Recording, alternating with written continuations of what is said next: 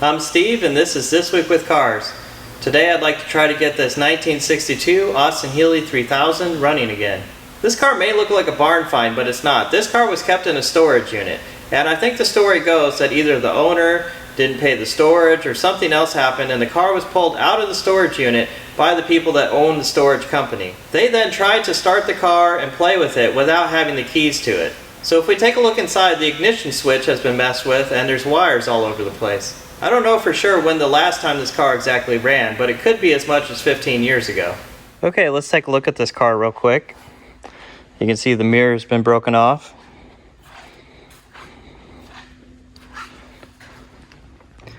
Looking inside, wiring's been all tampered with. The ignition switch has been pulled out. So hopefully they haven't done too much damage under here. Coming around the back. Luckily I don't see any mouse nests in here. There is a battery. Looks like this battery was new in 2002. So it's likely that this car was stopped running around that time. I'll have to put a battery charger on there, see if that battery will work at all.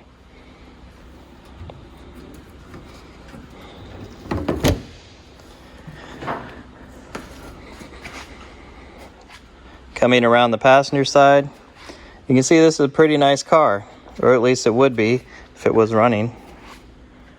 Let's see what we have under the bonnet.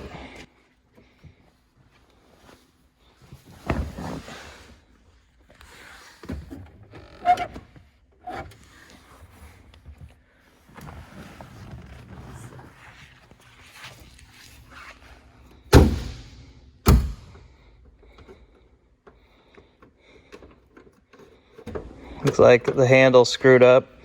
Wonder if it was locked and then someone tried to break into it.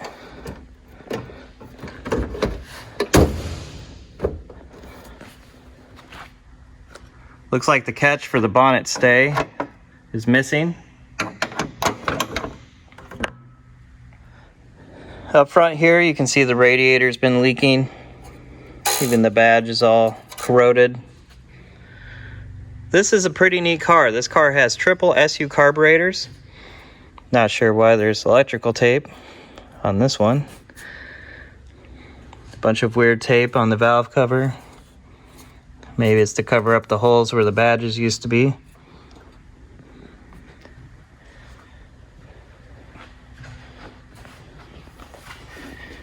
Let's check out the radiator, see if there's anything in there. Nope. That's definitely going to need to be redone. Luckily underneath the bonnet though, it looks like it's pretty complete. See if it has any oil in it. Yep, looks good. I would say the first place to start is to charge up the battery, and we'll see if we get power anywhere. Right, I'm gonna get this connected. Come down here, it says it's charged at 0%. It does have 0.8 volts. I don't know if the charger will start to charge it at that or not. Let's give it a go. And it will. Looks like that battery shorted out though. That was a lot of voltage to put in it all at once. It looks like before I do anything else, I'm going to need to put a new battery in the Healey. I have the new battery installed, and now I want to check this cutoff switch, make sure that it works, and make sure that I know which position shows continuity for the ground strap. I've seen a lot of these switches where they don't work, and if it doesn't work, I'll need to bypass it. Okay, it looks like the switch is off right now. There we go. That's the on position. We should have power now, so let's see if anything inside the car works. A lot of these switches aren't going to do anything until we get the ignition turned on, but things like the parking lights and headlights should still come on right now. There's these switches here that have been added. I have no idea what they do. That's the pump for the washer fluid. It's a choke cable. So, right now, the car doesn't do anything. So I'm gonna have to grab my multimeter, see if we have any power up here. Let's take my multimeter, start touching a few wires, see if I can find power anywhere. There we got power on this side of the ignition switch here. So if I move those other wires to the other side, it should be as if we've turned the ignition on. These wires were actually only finger tight, so I was able to remove the switch by hand. Now if I put these wires together, see, the ignition turns on. What I'm going to do for right now is take my alligator cable, clip those just like this. Now the ignition is on. Let's hit the starter. Nothing. So I need to check the wiring there, see if they mess with that. I just got out of the car, noticed that the parking lamps are on. Let's see if I left that switch on.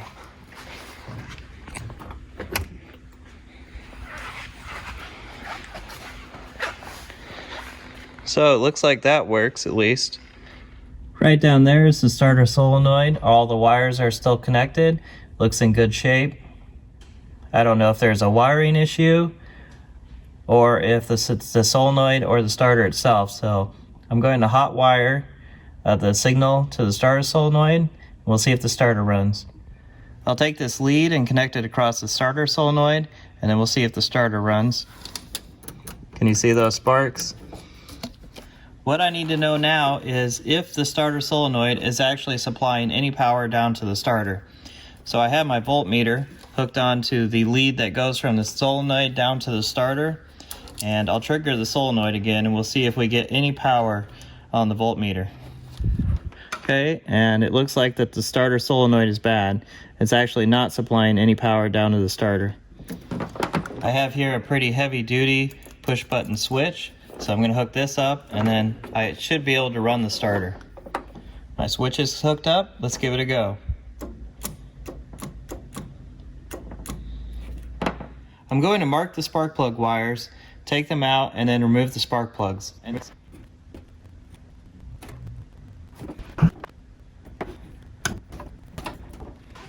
Before I try to start the engine with the starter, I'm going to put the car in gear and rock it back and forth and see if the engine moves. Unfortunately, the brakes are stuck, so I can't rock the car back and forth. I just put a little bit of lubricant in the engine. Let's see what happens now.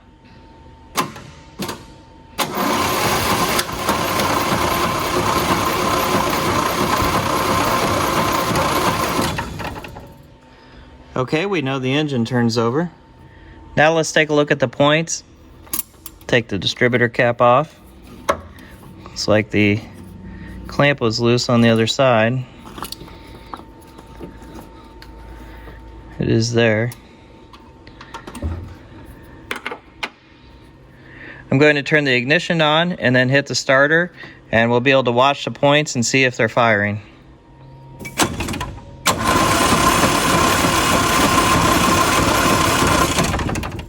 You didn't see much of a spark coming from there, so I'm going to clean that up with a points file, and then we'll try it again. Alright, I'm not sure if I got it clean enough, but let's try it again.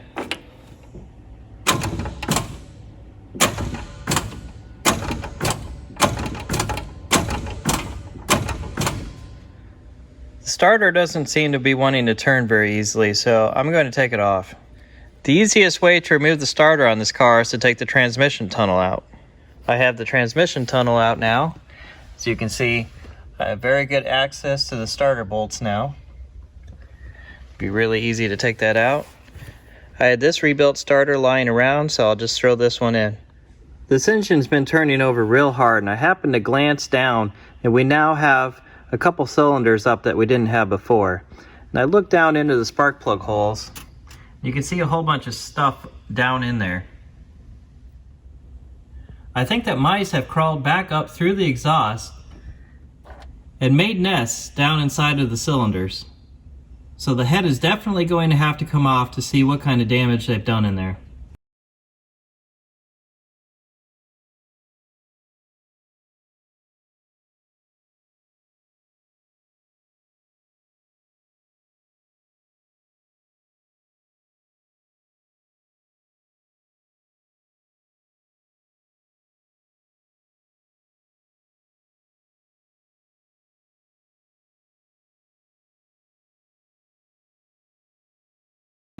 Okay, check this out. I was pulling the exhaust manifold off and it looks like the mice have filled the cylinders with rice. So that's what that strange material that we saw looking in the spark plug holes was. I'm going to get the rest of the manifold pulled off and then we'll pull the head off and we'll see how much they filled the cylinders full of rice or whatever this material is. So check this out. The mice have filled the exhaust ports with rice. I'm not sure how they got the rice, but since this was in a storage unit, maybe the storage unit was near an Asian restaurant. I've seen this once before with sugar packets when a car was stored forever in a storage unit. It was stored next to a restaurant who had sugar packets and the mice brought all the packets back from the restaurant and packed the engine full of them. It's time to take the head off and we'll see how much rice is in there.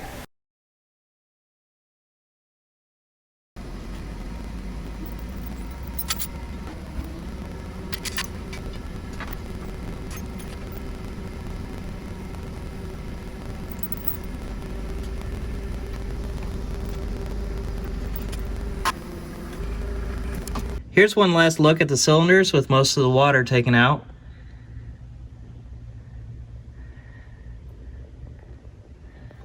Let's take a look underneath the head.